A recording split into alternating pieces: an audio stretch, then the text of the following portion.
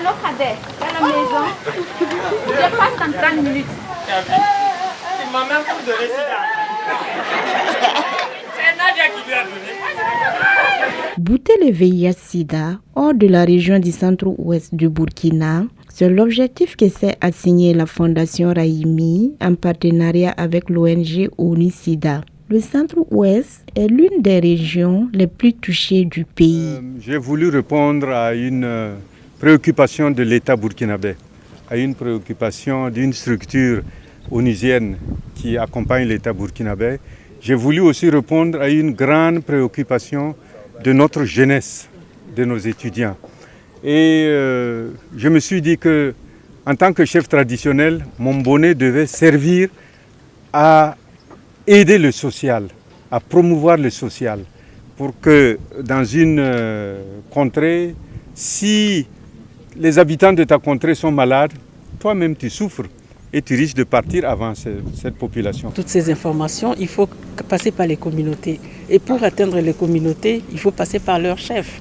Et aujourd'hui, quand on parle de ce rassemblement avec les chefs coutumiers, c'est vraiment je dirais une grande réussite pour son Excellence l'ONABA, qui a pu réunir plus de 100 chefs coutumiers au moment où on parle de l'engagement des chefs d'État et de gouvernement. Juste juin dernier, donc il y a 3 mois, où les chefs d'État et de gouvernement s'engageaient à aller vers la fin du sida en 2030 comme maladie de santé publique.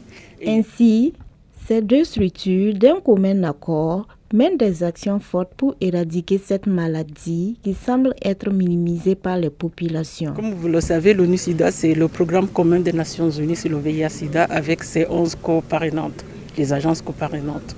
Et toutes ces agences-là travaillent avec les communautés, avec le gouvernement, avec la société civile, pour aller vraiment de l'avant au niveau des appuis, que ce soit technique, que ce soit financier, pour appuyer les activités, les formations et renforcer leurs capacités. Donc là, je peux dire qu'il y aura davantage d'appui au niveau justement de cette action pour que les chefs traditionnels, à travers l'association Rahimi, sous le leadership de son Excellence Naba, chef d'Issouka, pour aller de l'avant et aller plus vite. Nous devons être les relais.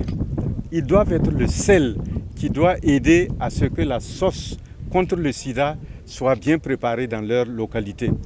C'est-à-dire de manière concrète, ils vont retourner avec les messages, ils vont animer des séances, ils vont, avec leur population, ils vont aller dans les radios pour parler et ils vont inviter les jeunes chez eux et leur expliquer un peu la situation. De façon générale, le VIH-Sida, en phase d'élimination, est de nos jours à un taux de prévalence de 0,7%. Pour l'éradiquer, il faut des moyens financiers conséquents et des actions spécifiques, d'où l'engagement des chefs traditionnels. Selon le chef de département en charge des ONG, les statistiques sont alarmantes en ce qui concerne cette partie du Burkina. Au niveau d'un certain nombre de groupes cibles, la prévalence est très élevée. Donc nous avons le personnel de soins, nous avons les personnes ayant des rapports sexuels avec des garçons, des hommes ayant des rapports sexuels avec d'autres hommes qu'on appelle communément des ASH. Nous avons les professionnels du sexe qu'on appelle les travailleurs et travailleuses du sexe parce que les deux existent de nos jours. Et les personnes vivant avec un handicap où la prévalence est aussi au-dessus de 4. Les statistiques ont montré que les nouvelles contaminations se situent dans les couples stables. Les couples stables, c'est les hommes, les femmes qui sont légalement mariés et autres. Ça veut dire qu'il y en a qui glissent ailleurs.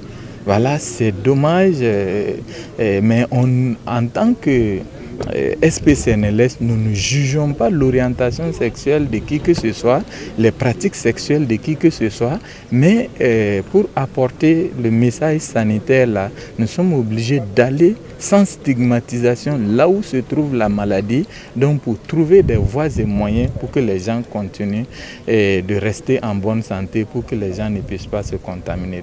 Le bilan atteste qu'entre le 1er janvier et le 30 septembre 2021, ce sont les femmes et les jeunes qui sont les plus affectés. Et par rapport aux chiffres que nous avons eu à communiquer ce matin au niveau de la région du Centre-Ouest, il faut dire que ce sont des chiffres que nous avons enregistrés entre le 1er janvier et le 30 septembre 2021.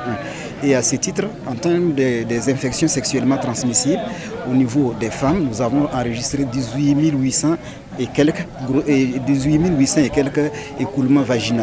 Ce qui veut dire que ce sont des IST que les femmes ont enregistrés à leur niveau. Et en termes de consultations prénatales, nous avons enregistré plus de 50 000 femmes qui sont venues pour les consultations prénatales.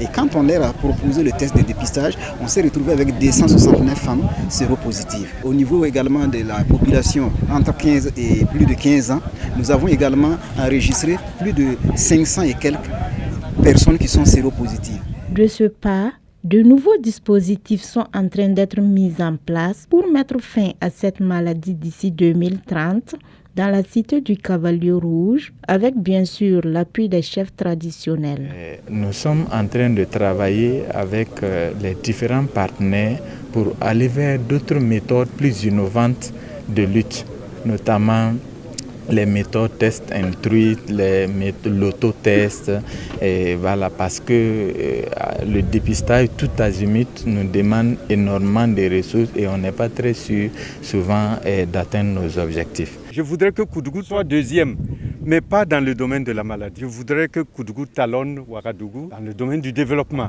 On ne pourra pas le faire, les gouvernements ne pourront pas le faire sans l'engagement des chefs traditionnels qui sont dans les communautés.